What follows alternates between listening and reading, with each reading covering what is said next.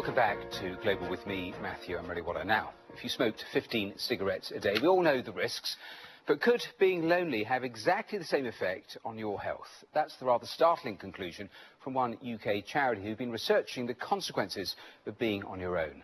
Their UK poll suggests 1 in 5 people over 60 feel isolated and say they've got no one to turn to.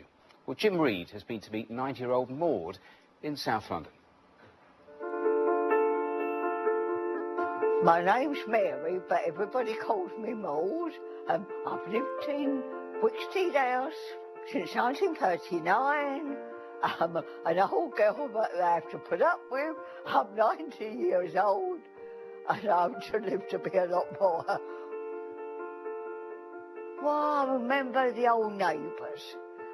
Everybody knew everybody else. And you went in and out people's houses. You wasn't afraid to lose your door open.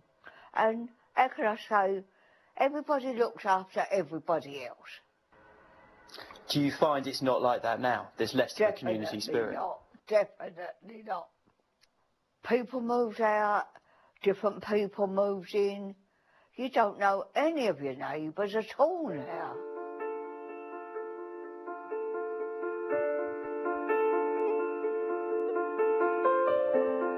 Margie and I, we done everything together. We were on holiday, we even worked together. She was more like a sister to me. Just describe what it was like to me after she passed away. Terrible. I was lonely. I felt my life was over. I love music. I love the ballet, I love opera. But when I come back, I just didn't have any interest in anything. I just couldn't be bothered. Is it very easy to get stuck in that rut? It's hard to get out of it. A lot of elderly people, I have family, but people don't even come and see them. Once they're elderly, I don't know, perhaps it's me, some of the youngsters, they think, oh, can't be bothered with them. You feel, how can I say, I'll be honest with you, even the doctor come over to me and they asked me if I wanted to commit suicide. They were so worried about me. But I almost let myself go, but then I used to look at Margie and I think, come on, Maud, pull yourself together. Do it for Margie, if you don't do it for yourself.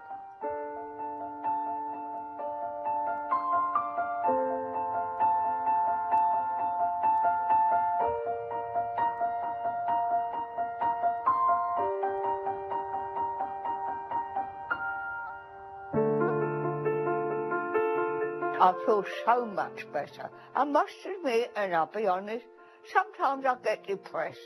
And I think to myself, when I'm on my own, sometimes it's because sometimes I wish I had someone to talk to.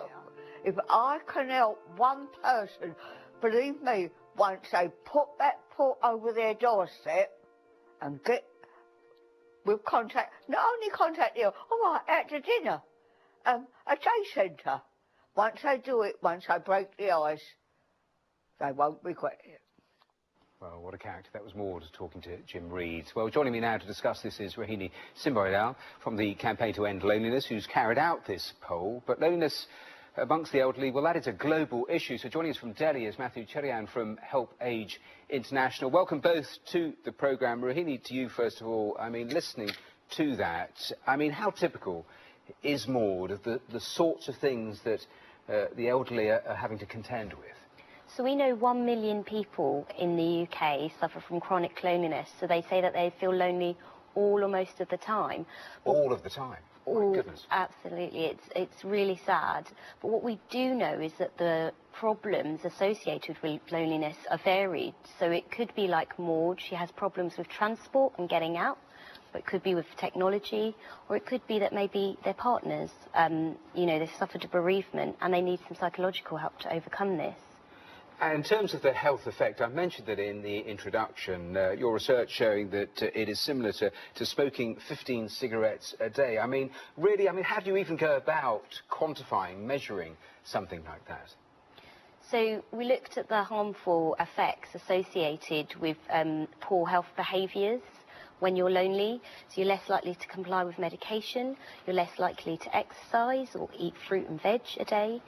And those poor behaviours are likely to lead to poor health outcomes.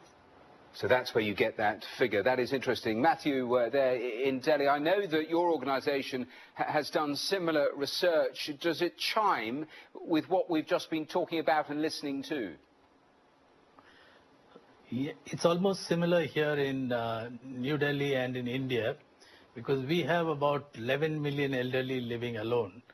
And this problem has been growing across the country because children are migrating, and many children are now in other places other than where their parents are living. And this is happening both in rural areas as well as in urban areas. And we have found in many places people ring our helpline just to listen to the voice of the counsellor. They are absolutely lonely in their homes. That is very interesting. Is it a misconception? Because when you talk about it here, it is almost felt that this is a Western problem, because people think that in India you have the extended family, you have the elderly living with their sons and daughters. Is that broadly now a misconception? Things have moved on? It is a misconception because the joint family has broken down, and it is now nuclear families, and more couples in the city of Delhi are living alone as they grow old. And children do not like to live with their parents and have moved on with their lives. So we have more and more people. And when it comes to women, women tend to get more depressed when they are lonely, and their health suffers greatly because of loneliness. So very similar to what we were hearing here.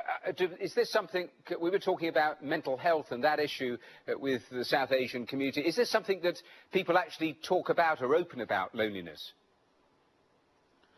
We had community festivals and community action going on, but over a period of time this has slid drastically. People do not join community functions. As a result of it, more and more elderly tend to live alone, not join these festivals, and then mobility issues are also causing them to stay at home, and it ends up in a miserable state. We have found people who have almost died in their own homes with nobody around them, and even their neighbors did not know that they existed in their homes. Well, that's quite telling, isn't it? Is slowly coming into India. Rahini, in terms of, I mean, friends, family, neighbours, all play a part, but when you listen to elderly people, especially if they had a bereavement, I mean, filling a day, it is a long, long day. They have nobody to talk to. So in terms of solutions, what are the solutions? Better transport was one of the things, but you were also looking at technology, and that is quite interesting. Absolutely. Our new poll today shows that 50% of the older people surveyed believes that loneliness can be overcome by using the internet. So what we're calling upon is for older people to receive IT skills training, which is relatively low cost and can be really effective at keeping in touch with friends and family. So that might help. That's very interesting. Matthew, just a quick final word, and we're almost out of time, so if you could be brief. I mean, it's interesting because the last time I was in India, they were looking at building smart cities, and in a sense, this is structural as well, because that almost takes it away. It separates communities, doesn't it? Smart cities separate people, and elderly and disabled will be isolated.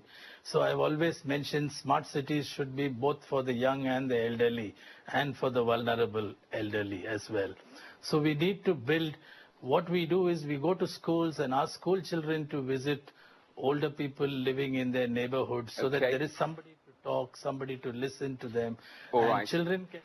We have to leave it there. We've run over time, but Matthew there in Delhi, Rahini here in London, thanks very much to both of you.